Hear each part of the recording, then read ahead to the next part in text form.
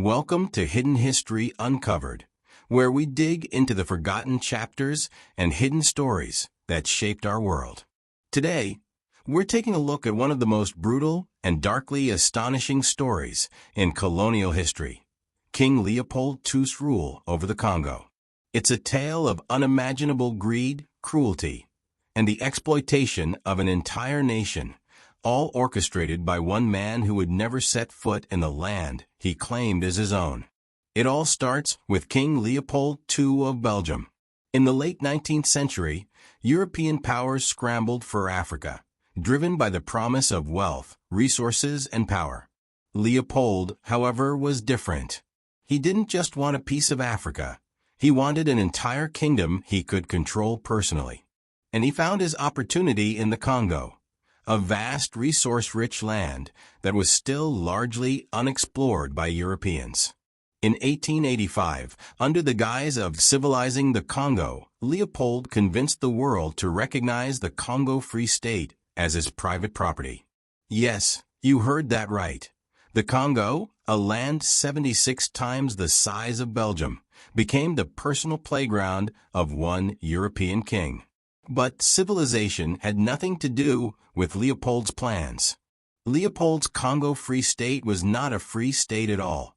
His men established a brutal regime, forcing the Congolese people to harvest rubber, a resource that was soaring in demand with the rise of the automobile industry. Those who refused or failed to meet quotas were punished severely. Forced labor, mutilations, and massacres became everyday horrors as Leopold's agents terrorized the population to extract as much rubber as possible. One of the most haunting symbols of Leopold's cruelty was the policy on punishing villages that didn't meet their quotas. His soldiers were ordered to collect the severed hands of those who didn't comply. Why hands? To account for each bullet used, proof that no ammunition was wasted. Hands were literally collected as trophies of terror. Meanwhile, in Belgium, Leopold was celebrated as a great philanthropist. His fortune grew while the people of Congo suffered immensely. The rubber trade made him one of the wealthiest men of his time, funding grand palaces and lavish public works. But to fund this wealth, it's estimated that over 10 million Congolese people died, a staggering death toll that some consider to be one of the first genocides of the 20th century. Word of the horrors in the Congo eventually began to spread.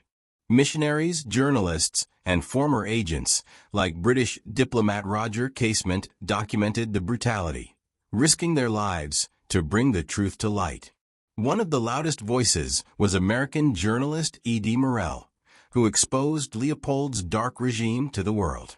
Public outrage grew, and eventually, an international movement pressured Belgium to take control of the Congo away from Leopold in 1908. Although Leopold's reign over the Congo ended, the damage had been done. The people of Congo endured decades of hardship and exploitation that would have lasting impacts on the country's future. Today, we remember this as a warning about the horrors that can arise from unchecked power and greed. Thank you for joining us on Hidden History Uncovered. King Leopold's rule over the Congo remains a dark chapter in world history, a brutal reminder of what happens when humanity is cast aside in the pursuit of wealth.